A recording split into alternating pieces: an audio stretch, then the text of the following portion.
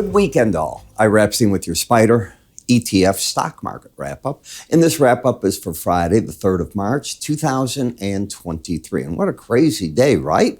The stock indices on fire. Individual stocks, not so much on a weekly basis. But the stock markets, the indices, they all exploded to the upside, catching a lot of us surprised. I didn't expect that, given interest rates keep climbing, given all the economic data that has come out. It just says the Fed isn't going to back off here. What this does is it really puts the jobs report in focus. So sometimes I'll tell you, hey, you got to look at certain reports and that will tell you what the Fed's going to do. Let me tell you which one it is. I already can tell you. The market's going to focus on the jobs data. It's already seen other data. It's seen some PPIs now. It's seen some manufacturing PPIs, some service PPIs that keep coming out, and they continue to say the same thing, that the service sector employment is on fire. Employers are still looking for people. They're not letting people go. You see that in the weekly unemployment claims. Now, at what point does the lag effect, and that's what everybody's asking, going to hit? Here's the big issue. When the lag effect hits and you start taking the employment numbers down, will that break the stock market, or will the stock market, because it is so darn resilient, and it is resilient, it will look at it and say, the event's finally here. Now we got to start picking up the stocks. That's what I think is going to happen. So, yes, I think we're still going to go down. Yes, I think this is a bear market rally, but the market psyche is very strong here. And that psyche is saying that given any opportunity, investors want to jump in. I can't blame them. I think you're going to look at 3 years from now and view this break, whatever it turns out to be the opportunity. But listen to the window, I said. 3 years, 2 years, everything speeds up. Right now, the Fed's going to raise rates. They're going to keep raising them, and they're not going down, in my opinion, at all in 2023, with one caveat, a complete collapse in labor, which I'm not seeing. But that would do the job. If it just all of a sudden tipped over, yes. Do I see that? I don't even see it on the horizon. So got to give you what would be the event right now. When we look at IWM, I'm switching gears to another one of the stock indices. You can see how the market has, on a weekly basis, climbed from these lows. This is October, and the market has certainly come up. When you take a look at the swing lines, you've had a recent correction with lower highs, lower lows. That is bearish. But where is the market relative to key moving averages? It is over the 18-week moving average of closes. It made a run for it, didn't quite hit it, but that's what it's made a run for. But as long as it stays over that, it's a very difficult market to be short on a weekly basis. That's not daily, that's weekly. And on the weekly basis, even if it were to break, that would be the zone I think traders look for. The 200-week is over here. Where's the resistance? Well, you haven't hit it in a long time, but it would be one of the numbers at the green line, which is the 100-week moving average of closes. And the other number, well, that's the one that's been hit, and that's the one you can hang your hat on. Each time you've hit the Bollinger Band, top black line, you've come down. Remember what the Bollinger Band is. It is an algorithm designed to keep the market trading within it 95% of the time. It will adjust to the market. That's how the formula works. Its goal is to keep the market with a resistance point at extremes, ideally, and a support number at extremes, ideally. The word is ideally. You will get into narrow parts like this. And when you do that, those aren't the extremes. You're looking to see which way do you get a lasting breakout in the market. That is different than where you're at right now. You're not in sideways action. So we have had upside bias with a correction taking place and a bounce within that correction this week. I really can't say more than that, but it is a heck of a nice bounce. It was up for the week 2.13%. Now, I want to come back, if I could, a little bit on this chart. We'll do it this way. Yeah. Let's go back here. You were down 2.9% the week before. You were up 1.4%. You can see 1.48, and down before that 3.39. So if you subtract the 1.4 from that, roughly 1.9 decline right here for those 2 weeks. Then you add to that another 2.9, you're near 5% decline, and now you've made back on that in rough figures, 2%. So you're down about 3% roughly in the past 4 or 5 weeks. Okay, that's how I figure net. What is the market doing? But when I look at the chart, I still see upside bias. When I look at momentum, I have an overbought market. When the slow stochastic, any number is over 70, I'm overbought. I don't believe new money gets deployed in overbought markets. It will if the market embeds. Embed occurs, if I can even find it, because it doesn't like to do it in the Russell. It's when the red and the blue are going several weeks in a row under 80 or over 20. It doesn't do it. So you can see the history of it. This market tries to avoid that. So do I think this run-up here is going to result in the market embedding? I have serious doubts. I'm looking for very serious resistance if you get back up to 197.95, which is not far away from this. When we take a look at KBE, a similar pattern. The market had been staying for weeks on end over the 18-week average, ran up to the Bollinger Band. The pros dumped. You did not embed. You have fallen back now for the first time back to the 18-week average. You have the swing line down, the bias up, you have nothing. If you close under the 18-week average, I think you get bearish at that point, looking for the market to possibly get down here, but you haven't done that yet. When we come to XLE, this has been in a downtrend. So the energy sector has had lower highs, lower lows, and it's about to challenge the 18-week average of closes. Now, an event took place today that was very strange. I woke up early this morning, and I read a report from the Wall Street Journal, a reporter, that the UAE has been in talks with OPEC to leave because they want to produce more oil. Well, with that, you broke oil prices because now what's going to happen? Okay, they're going to produce more than their allotment. Later, they come back and they go, that did not happen. And the market reverses course in a dramatic fashion, and up and away oil goes. I wouldn't want to be that reporter at the Wall Street Journal if his data is not accurate. These things have a funny way of, yes, they happened. No, they didn't happen. Yes, they happened. I don't know, but you see how sensitive the market is to it. In any case, this chart remains bearish unless the market gets up and over right through there, this high right here, but it's already hit its downside target. It went to the lower band, so it has hit it. This is probably a rough market to try to do much in. Now, in the eurocurrency, you had an uptrend that went into a correction. This is an embedded reading.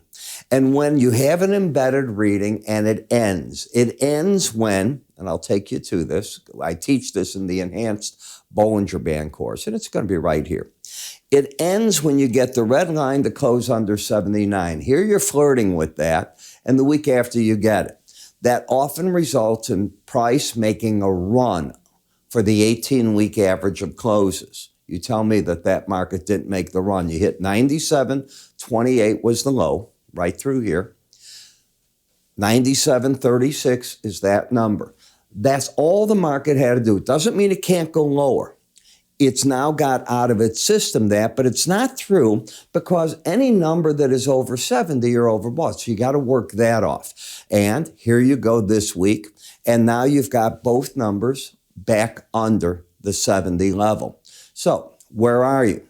Well, you get rid of that red line. You really have higher lows, higher highs. You're still bullish unless you close under that number that I just said, that,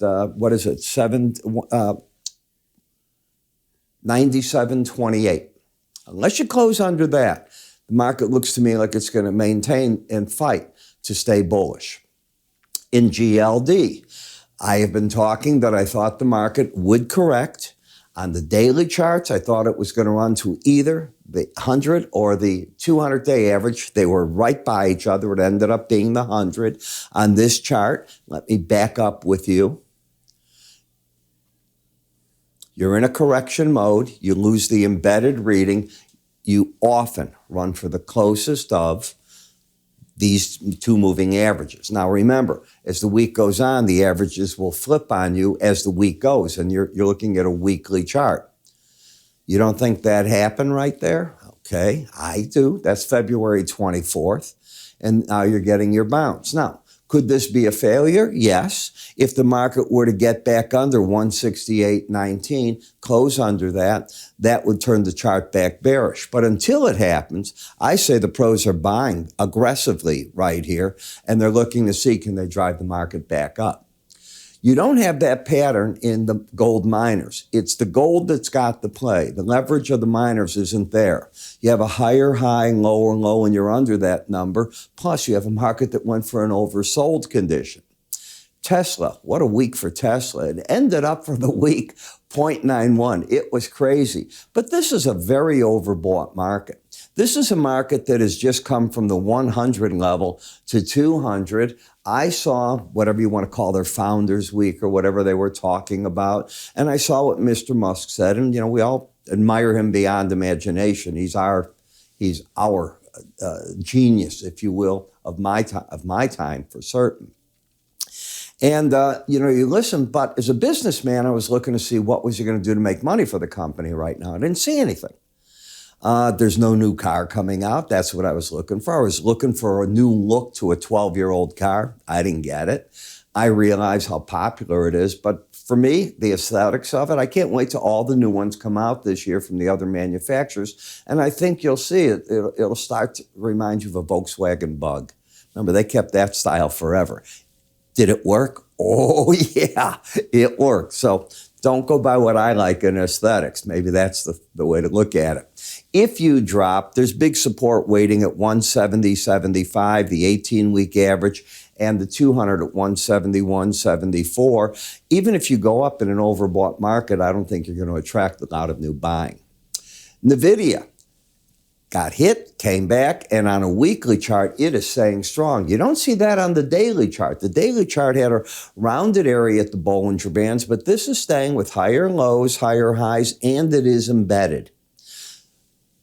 So while the daily chart showed you the resistance, it never threw out a sell signal. The signal is maybe you don't want to own it on a daily chart. This is still good on the weekly chart, hasn't broken back from there. Apple had its correction. This was it. I was looking for the market to come down in the dailies. I got it, and I was looking for it to get back here, somewhere between the 100 and the 18-week average of closes. I got both, exactly what I wanted. Is the market in a buy mode? It is not. I'm concerned with what I'm hearing, that what if China put a blockade on Taiwan? What would that do to Apple? Where's their plans for that? This week coming up is the National People's Congress, so they get all crazy in China with what the year is going to look like and what their goals are and what they're going to do. And I am not saying that China is putting out there a blockade on Taiwan.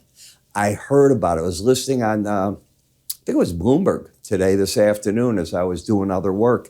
And somebody had brought that scenario. It was either CNBC or Bloomberg, because I flip back and forth at the end of the day. I like a lot of the end of the day commentary on CNBC, but as soon as they start their option talk, I turn it off and I flip back and forth. So I look at how the market's doing there. Just overbought. Bias is up, but that's all I can say about it. Meta's still very much in an uptrend, but overbought market that hasn't worked off the overbought condition yet. Still higher lows, higher highs. I do believe that you're starting to see some of these virtual reality sets that have come out from them and other companies all falling in price. It has not gone on with mainstream America. Who's walking around? You know what it reminds me of when I was a kid? And you were one too. And we'd go to the beach with our parents and they'd buy us goggles. And you'd walk around. Well, you thought you were cool on the beach, but do you think you're really cool walking around the house with your goggle? TLT, all right. Higher high, lower low, no trend. Market doesn't have legs to the downside. You would think it would, because the Fed's going to get a lot more aggressive. I assure you, the Fed is not pleased with all these numbers that you are getting that's showing labor this strong. The moderates will say, give it lag time. The hawks are going to say, we've given it. We don't want to look as foolish as we were when we said transition. That is the problem, and that's a big problem. Now, on Tuesday and Wednesday of this week, We have Mr. Powell going to sit before the Senate and then the House. Can you imagine Elizabeth Warren's questions for Mr. Powell? She hates him to begin with. Can you imagine the questions? Thank God she'll get limited time. But he hasn't done anything wrong. She can't say the economy's weak. It's inflation, but I'll tell you, he's got inflation somewhat under control in everything but labor. Labor's where the problem is. Another thing you got to look at, how many of these cars, people are running into the lots, you want to buy a new car? Some people are finding they're $10,000 backwards in these cars. You pay up these crazy premium prices and you got a problem. We saw that. Used car prices, I was laughing in my office, I go, you're really going to pay that for a car? I said, if you need it, you got to buy it. But just because you want a new car, I said, you better think about it because cars are like condominiums. They're not cheap anymore. And you go out and you get these nicer cars, you're going to be backwards real fast. And that's happened to a lot of people. So you got to pay attention to that. Are you looking also at another thing that caught my attention from Ford? They've applied for patents so that they can instantly lock your windows, lock your doors, turn off your radio, turn off your air conditioning, turn off your engine, turn off other drive components if you don't pay them. Now, they'll say, no, no, no. You take a look at what that's filed under in the division. So what's going to happen sooner rather than later, and I love it for carjacking, obviously, is Big Brother is going to be able to turn off the car. I mean, the days of carjacking a decade from now would only be older cars. All the newer cars will have ways to turn it off. So if the guy thinks he's getting away with your car, you'll have your phone, you dial something, and the car's turned off. That's basically what's going to happen with all this. But it's not being done that way. It's done if you don't pay. And Ford is saying, no, no, we're not doing it that way. I get it, but I don't believe them. All right. I want to remind you about one good thing. You know, in the mornings, at about 9 in the morning, I start covering and cover 40 different markets, and I rotate them, so don't worry about the names there. They're all over the board. My subscribers write to me and they ask me, hey, Ira, can you put this one in? Let's cover it for a while. I had a guy today, one of my subscribers wants me to do AMR. Of course I'm going to do it. So it's a metallurgical company. So we cover this, and then we start ripping the charts apart. What do they look like? I try to cover 40 with fundamental technical chart analysis, bring you up to date for what the morning reports are going to show, how they're going to work. So how do you get there? How do you join me in the morning? It's unbelievably simple. Go to our website and under research, where else should it be? Give it a click, join in. Is that simple enough? You can click up here to get to that site, to that area of our website at any point also. I'm Ira. You have a good day.